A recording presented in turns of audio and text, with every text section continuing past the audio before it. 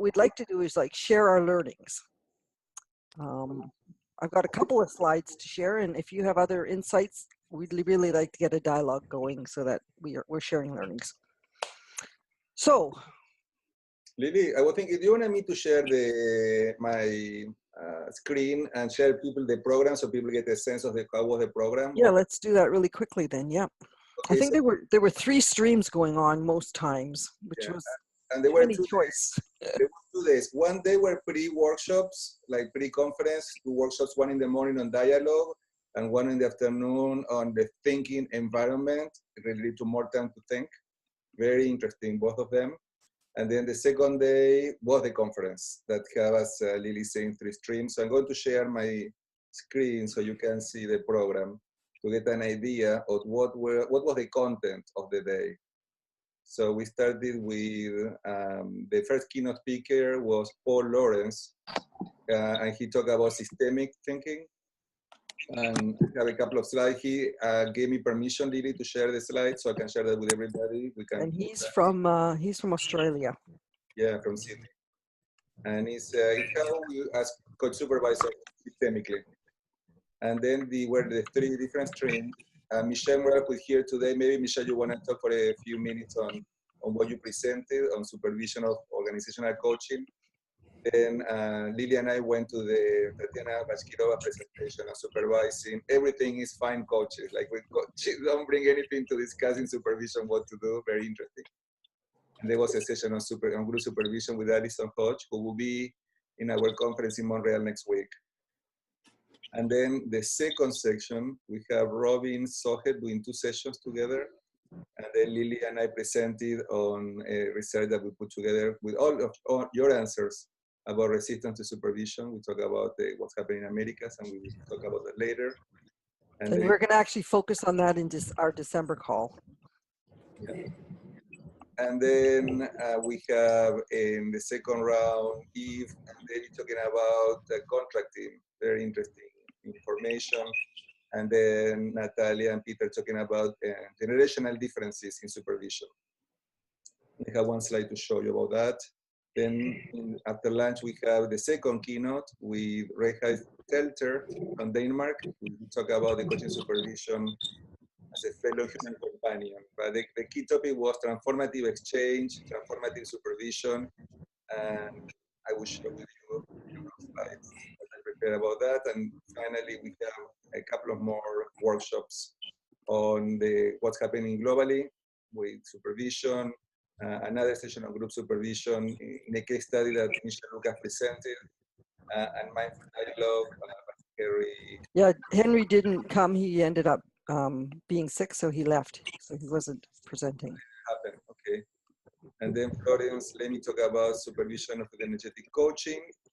And I work on the presentation with Sarah, Steven, Billy, Eve. This is about the key chains, supervision chains. And Lily and I participate in one, and we can talk briefly about that. And finally, Lily also did a demonstration of the magic box. So this is what's happening in the conference for you to get an idea of the key topics covered. Let's stop here. There's no description here.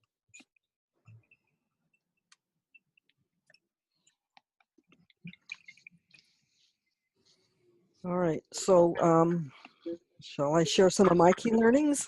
And then maybe we can open it up to see if anyone else agrees or disagrees with my learnings.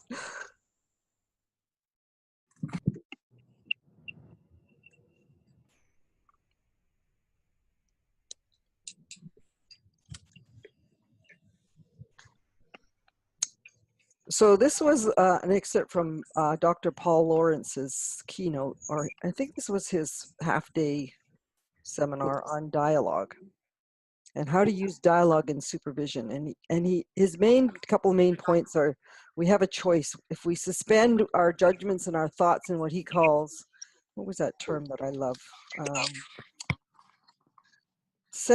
Our noble certainties. If we suspend our noble certainties, we can get into a real dialogue and go deep. It's almost like going down the U theory. And if we defend, then we are actually using skilled conversation or debate.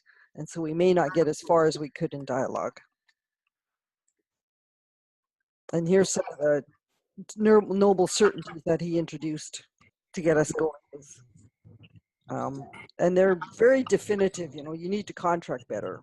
This is the best model. This is where you're at.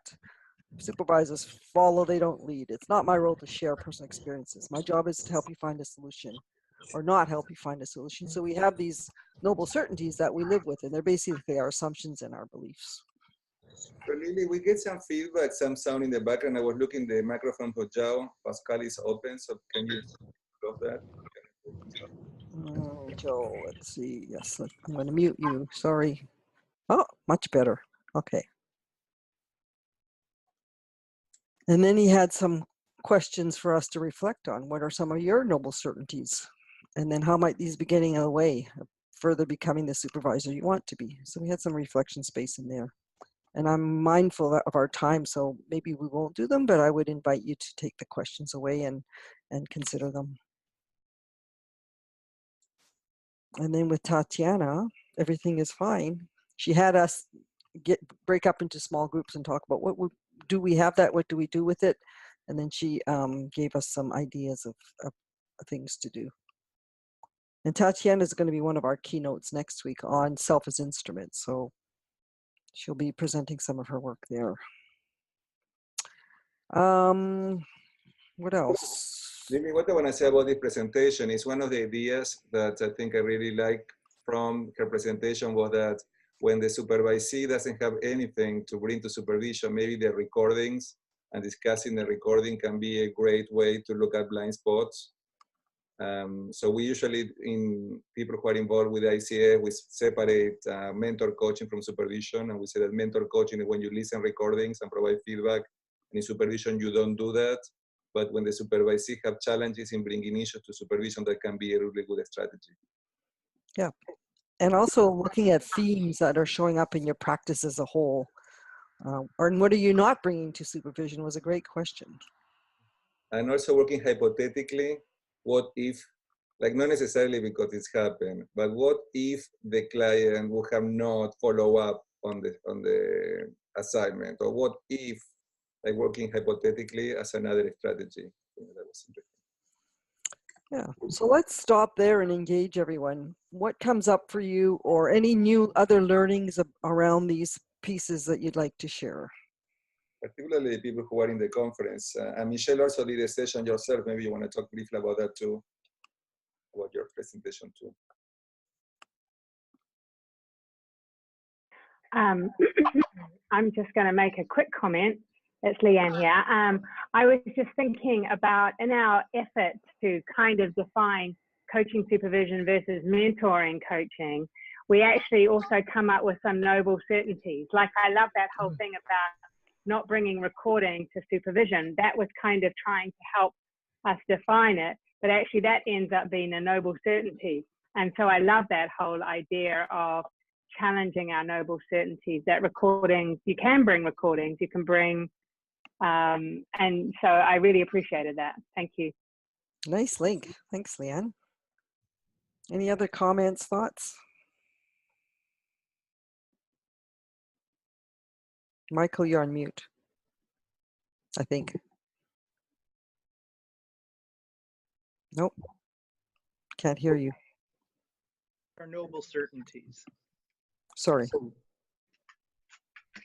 you hear me now? Yep. Okay. So yeah, I'm just wondering what noble certainties are. Of course, not being there, I'm just unclear on this concept.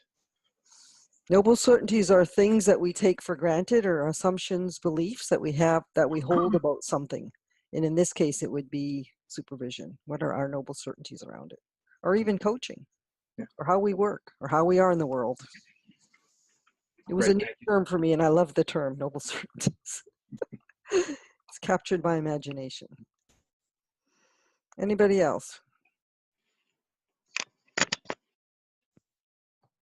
Well, for me, that noble certainties, that also captured me, because I think sometimes we can follow the rules, but actually it hinders us when we're following certain rules. So breaking the rules can really set us free to support our supervisees and ourselves to become better in the work we do.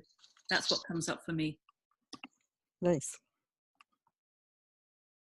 One of the things I want to know about is the meaning of noble in this. There's a reason it's noble certainties, and I'm curious about that.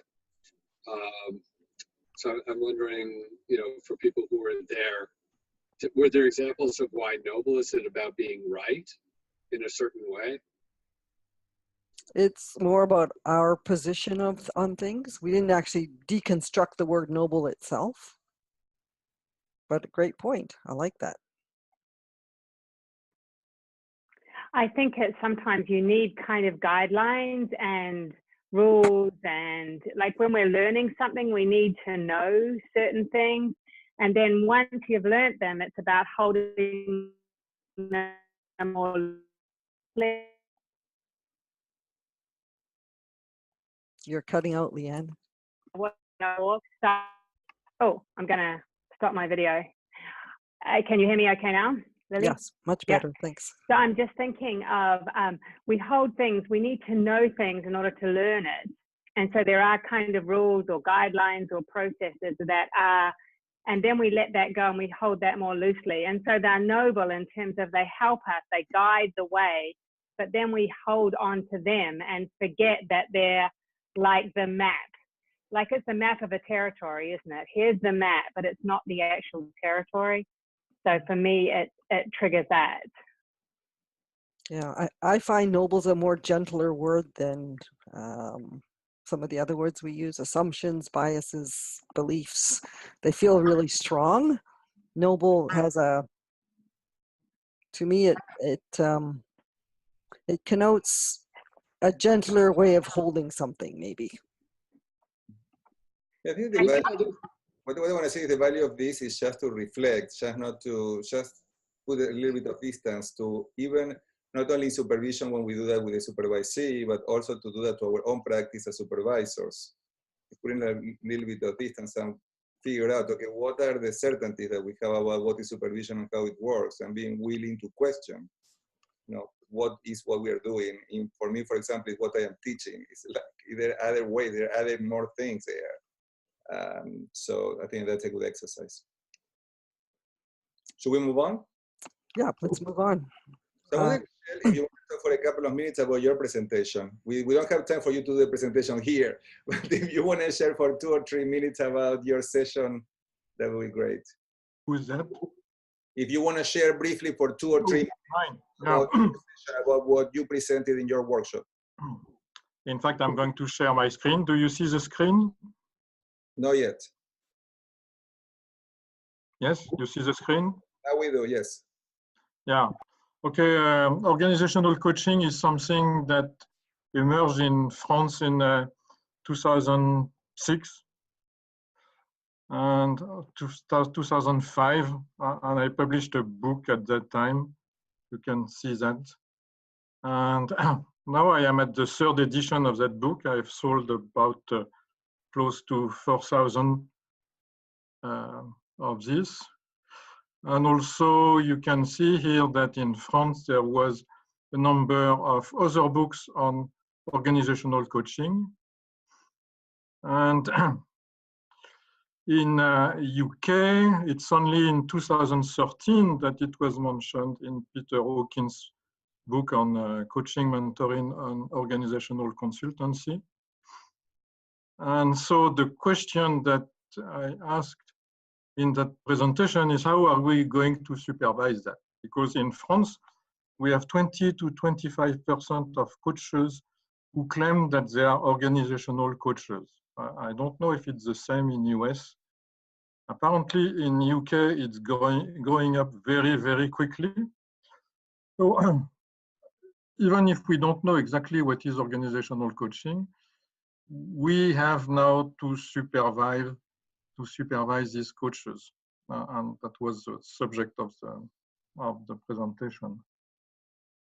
I started to think about that in this book in 2011. There is a chapter in Tatiana's and Clutterbuck book on coaching and mentoring supervision, when I started to describe several methodologies to to supervise organizational coaching. In the meantime, now we are in 2019. What I have done with Florence Lamy, my business partner, is that we've done a study during the last 2 years. We have organized a number of about 6 or 7 two-day seminars where we mixed organizational coaches and supervisors. And the question was, first question is, what is organizational coaching for you, and how can we supervise that? I don't know, I don't think I'm going to go through all the slides. I'm going to repeat that presentation in the EMCC Coaching and Supervision Research Conference in Oxford Brookes, beginning of July. And I am currently drafting a paper which will be published in the minutes. And if you are interested, then you can give me your email, and I will send you the paper when it will be published, and you will have all the details. That's it, Fawn.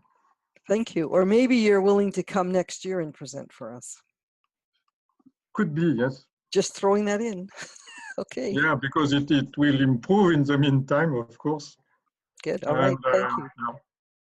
And in EMCC France, we are developing a competency framework for organizational coaching that we are going to propose to EMCC Global. Excellent. Thanks, Michel.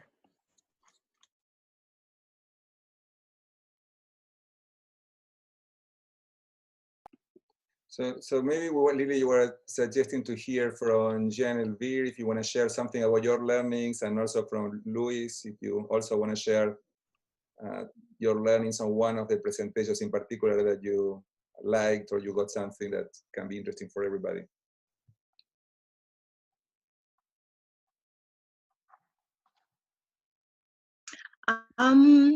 I'm interested to share about Tatiana's session about everything is fine, because it's normally a subject that we meet a lot. People say everything is fine, so that means that there is nothing to work on. And the workshop was very interesting because it just shows us to which extent it is important to draw the attention to the fact that everything cannot be fine. It is not possible, because we need to go forwards. We need to improve what we are doing. So it is definitely not possible to say that everything is fine. And as you said, Lily, before, we had the opportunity to discuss in small groups, which brought up a lot of information that each of us can recognize that we hear in our environments when we meet such coaches, when supervising them. So when everything is fine, do they come to the supervision, or do they suppose that they have nothing to improve in the work they are doing? That is a big question mark. And the second point I wanted to share is about your workshop, Lily, about the magic box. That was a new tool for me. That was the workshop was with, I think, maybe 30 people. A lot of people participated in your workshop, and it was very powerful to use that tool, as we could see how the person who were the coachee or the supervisee was able to gain a lot of information on the question she asked at the beginning, and could go forwards.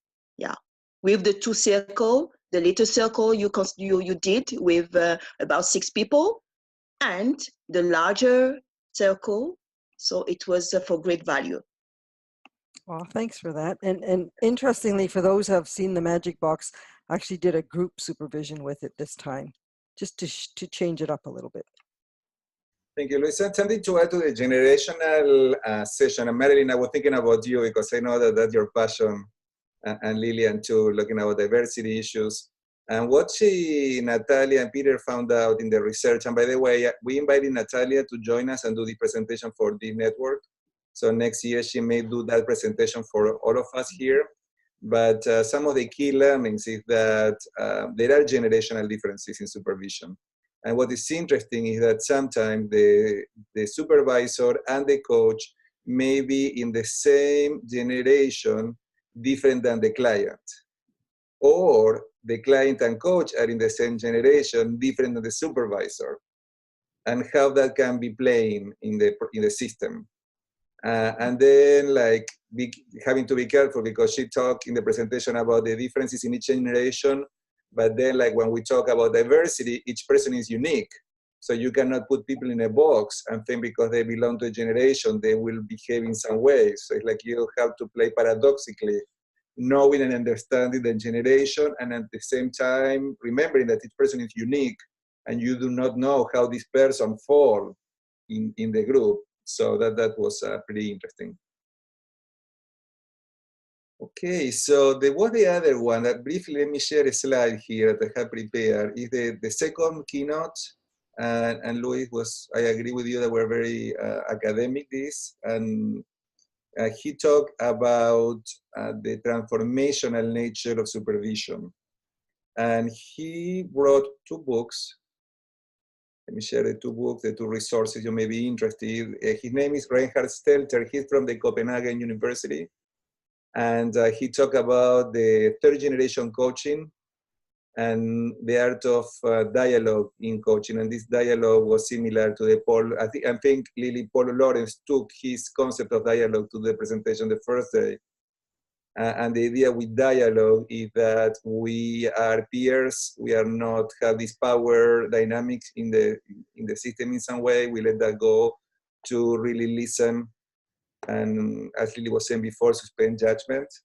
So Reinhard was talking about that, and also Paul talked about that. And if you want to learn more about what is 3rd generation coaching, more the transformative kind of instead of transactional way of working, you may be interested in these resources. And I think the key element of the 3rd generation coaching or using dialogue in supervision is about reinforcing the idea of collaboration, the idea of reflection versus goal-oriented, versus resolving or getting goals. It's more about collaboration and reflection. It will be the essence, I think, of. They will have much more to say probably than me, but this is my 1-minute summary. I don't know if anybody who was there want to add anything about this presentation from Stelter, Michelle, or Luis, or anybody, or Lily. Before you do that, I just want to ask Damian if you had read this book, or if this is something that would be worthy of a book club type approach. Yeah, that is something that they share as a resource that I thought I would share with you, because this is what, if you want to learn more about this, and this was some material that can be interested in enriching your practice.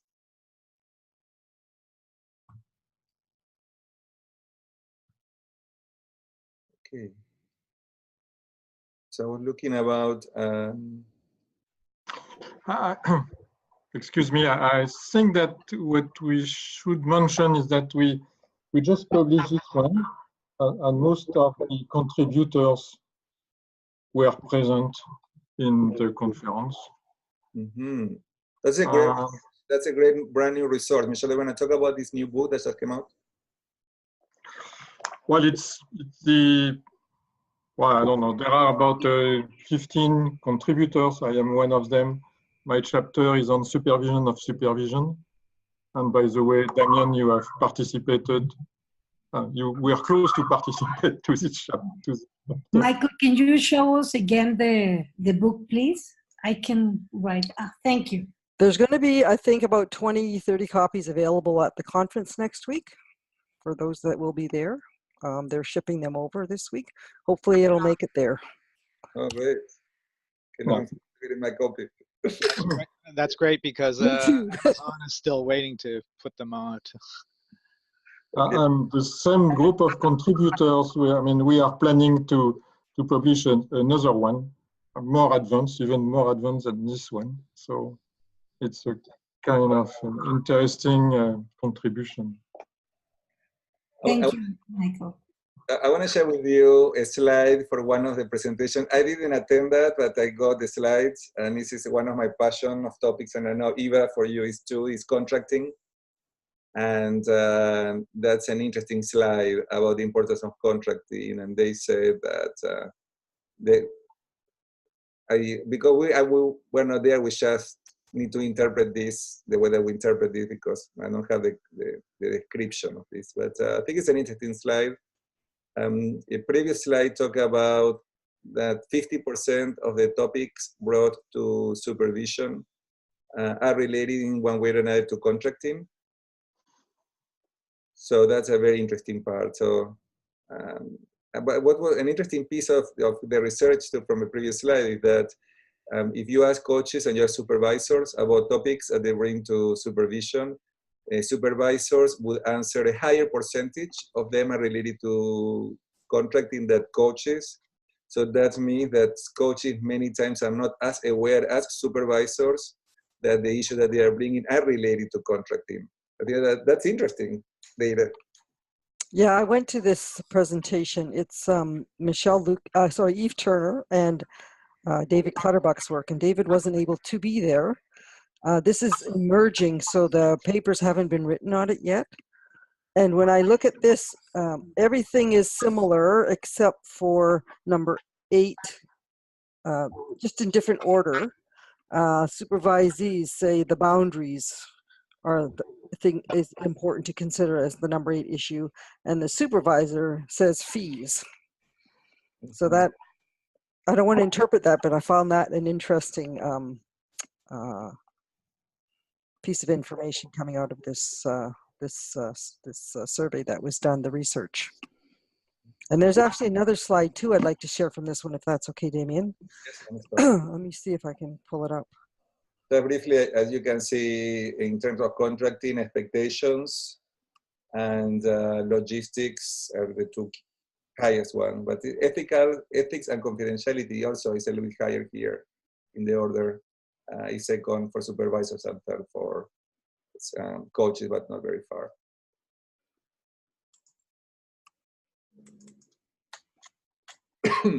So this is the other slide that I thought was interesting from that particular workshop as well, which I attended.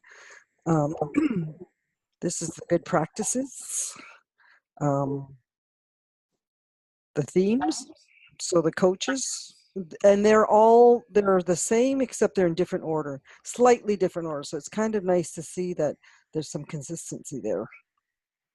So understanding of what supervision is, clarity of contracting, relationship, which is pretty high, contracting, goals and priorities, recontracting as well.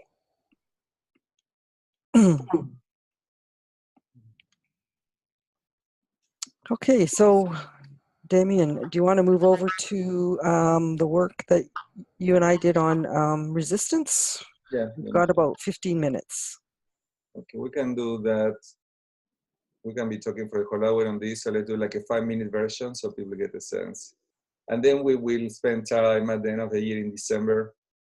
We will have this presentation. Okay. So basically, many of you participated in this research when it was on resistance to supervision.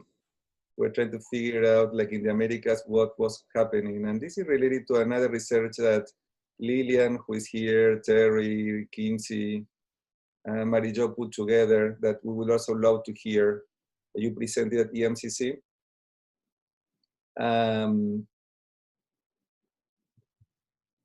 So I asked them for what also they had found, and I used one of the slides. So we really talked about the work that we are doing here together, about the resources, the meeting, the conference.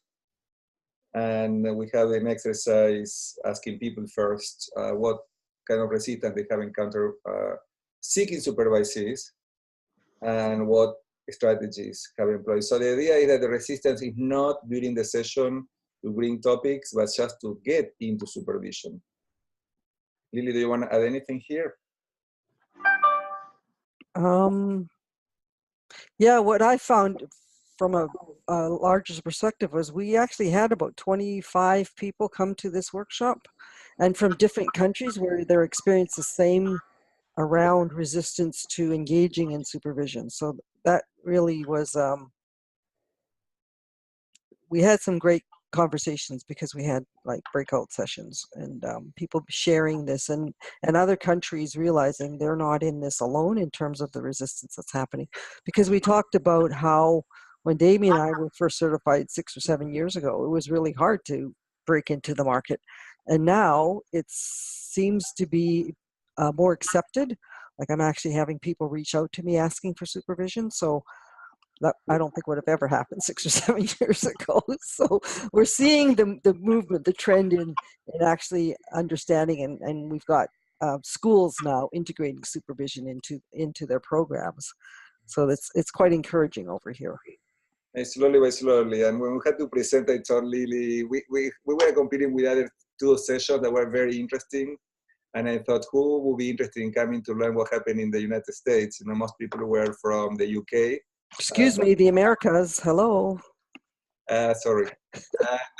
And during the conference, most people were from the UK. We were surprised there were a few people from Australia too. A long way they came to the conference, and from Europe, many countries close to the UK. And I think we were 4 or 5 people from the US, okay, North America, sorry. And I think it was interesting to see that difference. But the idea of looking at the future, we talk about the survey that we have done. Many of you participated, and we were very impressed because we sent the survey.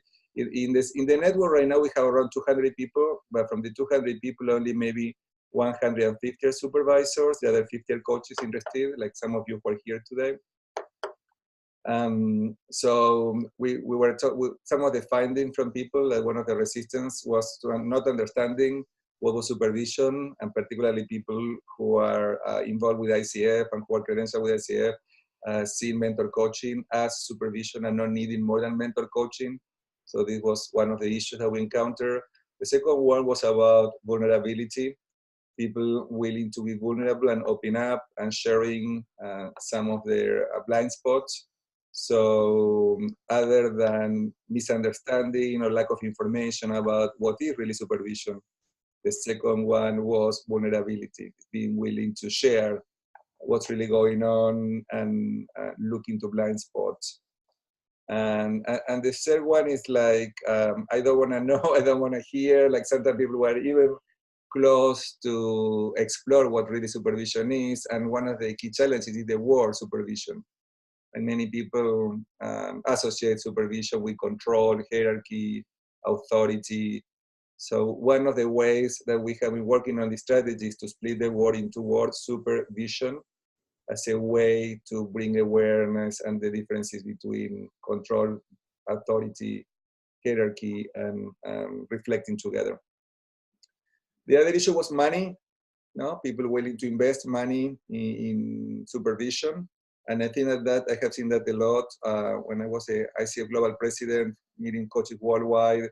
Many coaches have issues in building their practices. One of the key elements is if you want to be a successful coach, you also need to invest in a website, in getting your own coaching or supervision. And so money was one of the elements.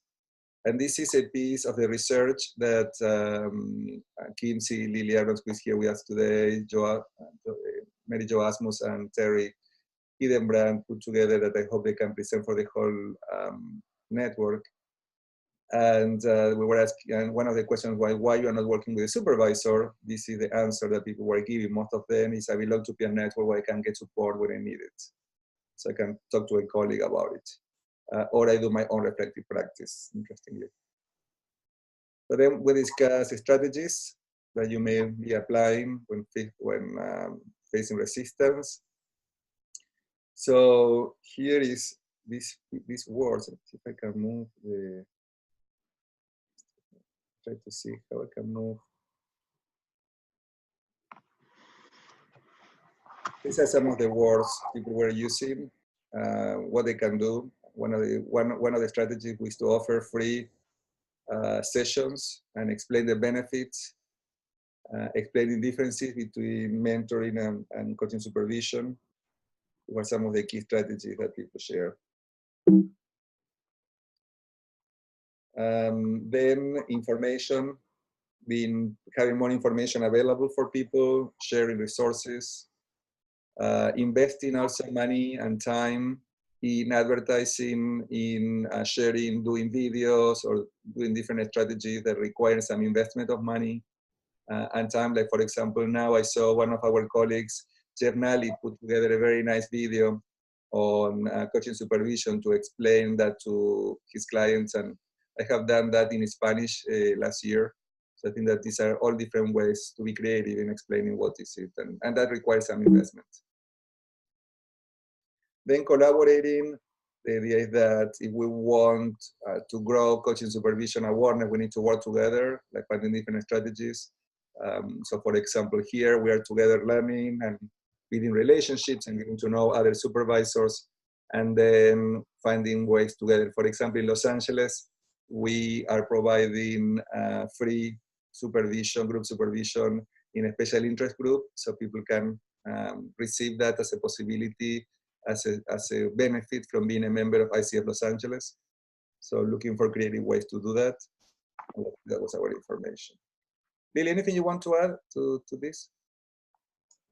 No, I thought it was well attended and well engaged. People were well engaged in it.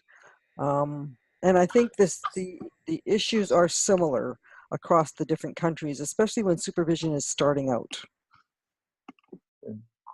And I want to invite colleagues here who are just starting to be patient, but keep working. Like, we need to work, we need to keep working, and we need to do this together, particularly in North America. There is a lot of work that needs to be done. We need everybody collaborating and finding creative ways to bring awareness to every market. Mary, we have you from Qatar. Probably in Qatar, it's the same thing. You know, you need to create awareness in your market. And how do you do that? There is a lot of work that needs to be done. Finding other colleagues who may be willing to find the strategies to collaborate in projects that can help to do that.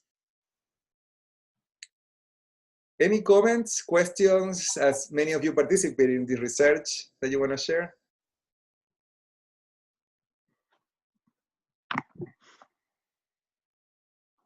So I haven't been able to participate in Terry's marketing group for a while. Damian, I don't know if you have, but you're saying, you know, we need to keep going out there and helping create this market and awareness of it. Is there anything that, you know, is it just speaking publicly, repeatedly, that creates the awareness? What do you think is most effective? You put a lot of effort into this. Well, I think that is ongoing. It's like not giving up, because I see what happened, and that's my experience in many coaches. They start their practice, and this is my experience, Lillian. I see that the coaches who are very successful as coaches, they don't have a problem in being successful as supervisors. Why? Because they know how to market themselves. They know how to sell their services. And my experience is that the coaches who are not as successful have more challenges in selling their services as supervisors too, because that requires a set of skills. There is a part of maturity in the market, and there is a part of consistently be out there in social media, posting things in LinkedIn, in YouTube, in Facebook, going to conferences, going to presenting in different places. And it's a lot of time. It requires a lot of investment, and not everybody is willing to do that.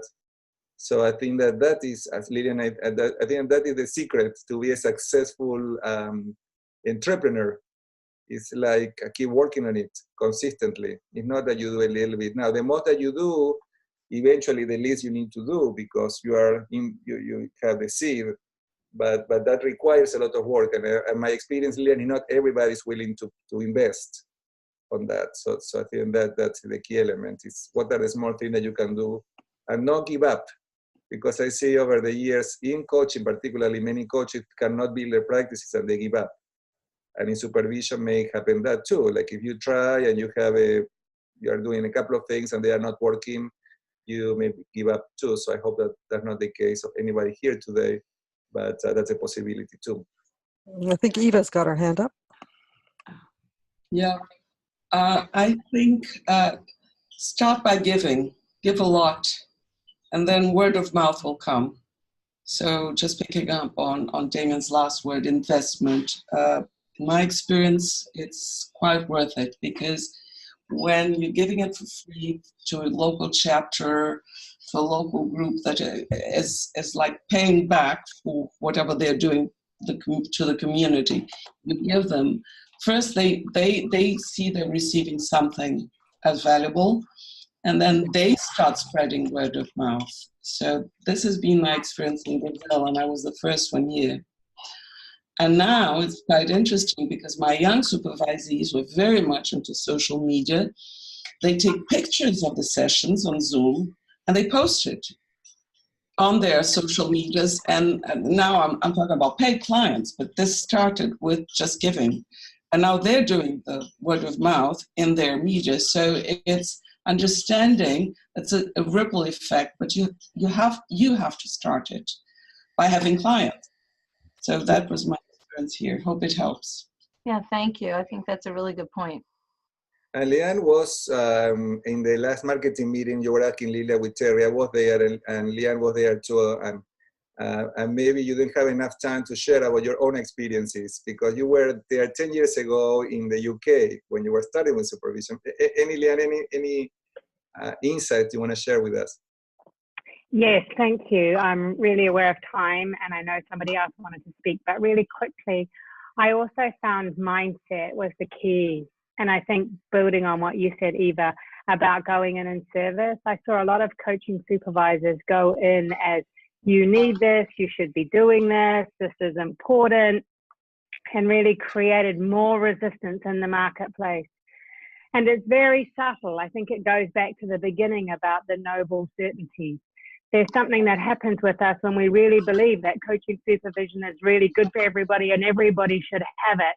And we come into conversations like that, and the other person picks it up in our energy. And I think that was the biggest challenge that we had when we introduced it into the UK, actually being really curious about the other person and the community and coaching. And it's a very difficult, I think, for us all to hold it because we do believe in supervision. So we naturally come in with that energy. So I think it's up to us to really examine our assumptions, our beliefs, how we're coming across. But I also totally underline everything that Damien said. I mean, it is consistency, ongoing, it's every effort. I've been in groups where I've been like, rah, and I just showed up at the next group and the next group and the next group and just listened and held the space for people to be upset, to be angry, to feel all these feelings that supervision often generates. And I think we just have to hold that space and have good supervision and good support. So I recommend Terry's group. I recommend this community. Everything Lily and Damien are doing is amazing. The conference, everything that we can come together and be and feel that energy. So thanks for giving me the space, Damien.